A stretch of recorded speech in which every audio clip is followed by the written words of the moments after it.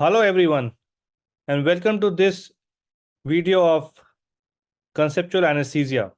Today we'll be talking about a very important infection that happens in our ICU and over time has been increasing. That is gram positive infections. And the worrying part is that the multi-drug resistant organisms in gram positive is also increasing day by day. So what are gram positive organisms? What do you mean by multi-drug resistance? What are the antibiotics that we are currently using? And what are the antibiotics that are there in the pipeline? So we'll be studying all of these in this lecture. So initially, I'll be talking about the basics, the mechanism of resistance, and the management strategies. So the microbiology in the ICU has changed in the last 2 or 3 decades. So initially in India, it was only gram negative, but slowly and slowly gram positive cocci have been there. And the most common organisms are Staphylococcus aureus. And in these also the resistance has been increasing. So MRSA is a very common organisms, at least in the tertiary care ICUs. And then Enterococcus species, especially vancomycin resistant enterococci, they account for approximately 3.5% of all infections. So especially in abdominal infections, VRE is very common. And the worrying part is that new resistance patterns are also emerging in these organisms. So initially it was MRSA, and now gradually now it is VISA and VRSA. So what has happened is that vancomycin intermediate Staphylococcus aureus, and I'll be talking about each of them in detail. Then vancomycin, the MIC required, that is the minimum inhibitory concentration that is required for Staphylococcus aureus to be inhibited by vancomycin, that has slowly been increasing. And this phenomenon is called MIC creep. And vancomycin resistant Staphylococcus aureus, these are all a reality. New molecules have come on, like daptomycin linezolid, and people working in the ICU must be familiar with them. But again, slowly and slowly, these are also getting resistant too. So it's a very important phenomena, and we should be knowing how to tackle them. So as we all know, in the ICUs, respiratory tract infections, especially pneumonia, are the most common ones and carry a very high mortality.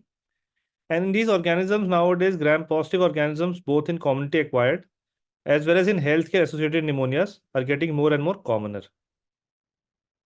Another thing that has been there nowadays, we are using a lot of invasive devices, ventricular assist device, intravascular catheters, venous shunts, VP shunts, and then neurological EVDs. So incidence of bacteremia, especially due to gram-positive organisms, is also increasing. And they are also one of the major causes of bone infections like osteomyelitis and discitis, as well as epidural abscess. So let us see how we tackle them and what they are actually. So just to tell you about gram positive and gram negative, since we've all studied this in our undergraduate days. So gram stain is named after Hans Christian Gram, and who developed this technique in order to distinguish two different bacterial causes of pneumonia. So two commonest causes of pneumonia are strep pneumonia and Klebsiella pneumoniae. And this person tried to differentiate between these two organisms and tried to find out. So gram positive bacteria retain crystal violet and appear purple. So remember, gram positive is purple and gram negative do not take crystal violet but take up safranin, and this appears pink. So gram positive purple and gram negative pink. This is a series of staining if you were to just crystal violet, iodine, alcohol, and then the counter safranin stain. And why is this? Because gram positive have a thick layer of peptidoglycan, whereas gram negative also have a outer membrane. So gram negative has a thinner wall of peptidoglycan, and out of that it has an outer membrane. These are just color representations. So gram positive is purple or violet and gram negative is pink. This is what is gram staining.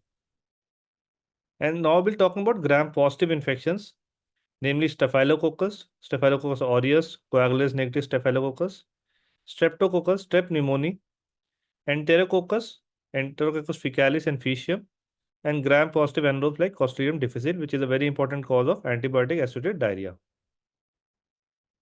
So how gram positive cocci, how do you categorize them? So firstly, they're gram positive, they look at purple. And then if you have a catalase enzyme, so catalase positive are Staphylococcus and catalase negative are Streptococcus. So Streptococcus, in this, they are in strip form, they are in chains, whereas Staphylococcus are usually in clusters. Then among Staphylococcus, you can distinguish between coagulase positive and coagulase negative.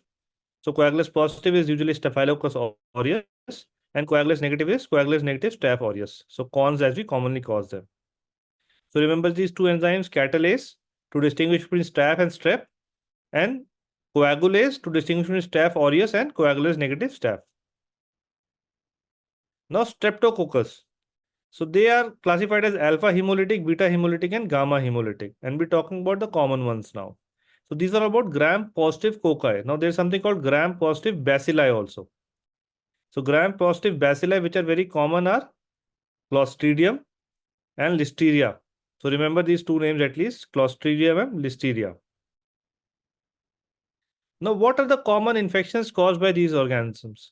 So as I told you before, the most commonest infection is pneumonia.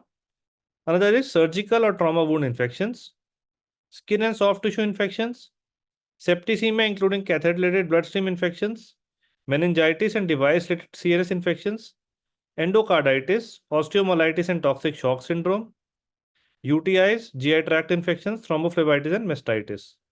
So almost 50 infections are being described to be caused by gram positive, but again the most common one is the pneumonia. So as we can see, even in United States, which initial data is from before 2000. So over the years from 1979 2001, gram positive infections, the number has been increasing gradually. And same is the case in India also. So although gram negative is more predominant, but the gram positive is gradually increasing, and plus resistance patterns are there in even gram positive infections. So what do we mean by resistance patterns? So there are three terms that we should know: multi-drug resistance, XDRs, and pan-drug resistance. So MDR is an isolate. So it's an isolate of organism, a bacteria that is non-susceptible or resistant to at least one agent in more than three antimicrobial categories. So you have three antimicrobial categories that a bacteria is should be susceptible, but it is non-susceptible to at least one agent in more than equal to three antimicrobial categories. XDR is the isolate is non-susceptible to at least one agent in all but two or fewer antimicrobial categories. And pan-drug resistant is non-susceptible to all agents in all categories for each bacterium. So pan-drug resistant is the most extreme type. And over the years, 5 organisms have been identified, which are mostly multi-drug resistant and very dangerous for us. And amongst them are Staph aureus, Enterococcus species. So these are two gram positives one, and then Enterobacteriaceae, Pseudomonas aeruginosa, and Acinetobacter, which are gram negative organisms. So when Alexander Fleming described penicillin, it was he who told us that it is not difficult to make microbes resistant to penicillin, and there will be a time that penicillin, when it is readily available, so more and more antibiotics that we use, more and more the organisms can be resistant to them. And when penicillin G was introduced in early 1940s, more than 85% of Staphylococcus aureus were susceptible, but gradually over the years, the next 2 decades, the resistance patterns were increased. So this was because of BLAS A gene, which encodes the beta-lactamase. So it hydrolyzes the beta-lactam ring. Then came methicillin-resistant Staph aureus. When gradually over the next 2 decades, this also became widespread in the hospitals and ICUs worldwide. So as you can see, the resistance patterns of MRSA as well as VRE are gradually increasing over the last 2 decades. So gram positive infections are also a problem as compared to gram negative. Initially, it was thought that only gram negative are dangerous, but gram positive are also dangerous.